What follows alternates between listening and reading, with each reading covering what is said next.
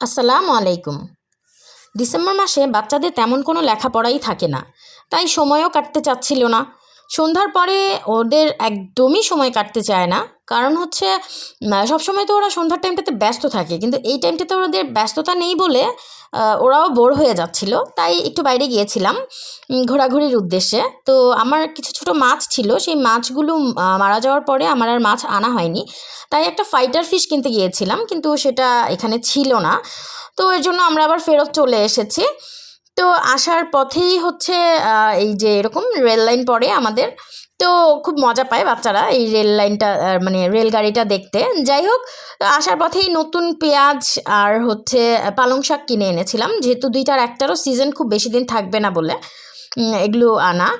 আর পেঁয়াজগুলো খুব ভালো লাগছিল দেখে, একদম নতুন। আর ওদিকে আব্বু গ্রামে গিয়েছিল, তো গ্রাম থেকে আসার সময় খুব অল্প কিছুই, নর্মালি অনেক মাছ নিয়ে আসে, কিন্তু এবার আসলে খুব অল্প মাছ পেয়েছিল, তাই অল্প কিছু মাছই এনেছিল। এর মধ্যে বিশাল একটা ফলি মাছ ছিল, সেটাও আপনাদের সাথে শেয়ার করব ইনশাল্লাহ। আর এই যে আমাদের গ্রামের বাড়িতে ছোট ছোট মরিচ, দেখতে ছোট হলেও ভীষণ রকমের ঝাল, মানে মারাত্মক ঝাল বললেই চলে, কিন্তু খেতে আমার খুব পছন্দ। তাই আব্বু আমার জন্য অল্প কিছু নিয়ে এসেছিল। আর ওদিকে আমি এই মাছগুলোকে ভেজে নিচ্ছিলাম।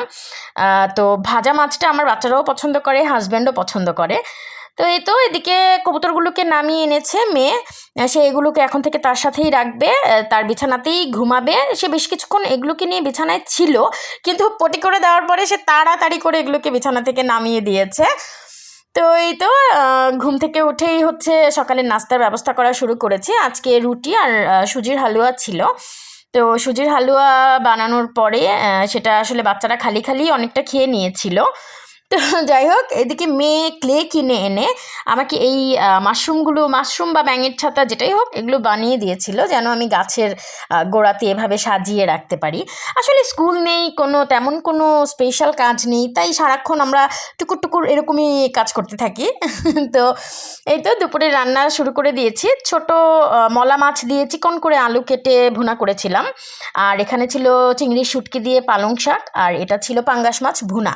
পাঙ্গাস মাছটা খুবই মজা হয়েছিল, আজকে একটু ঝাল ঝাল করে ভুনা করেছিলাম। তো ভালো থাকবেন সবাই, আল্লাহ হাফেজ।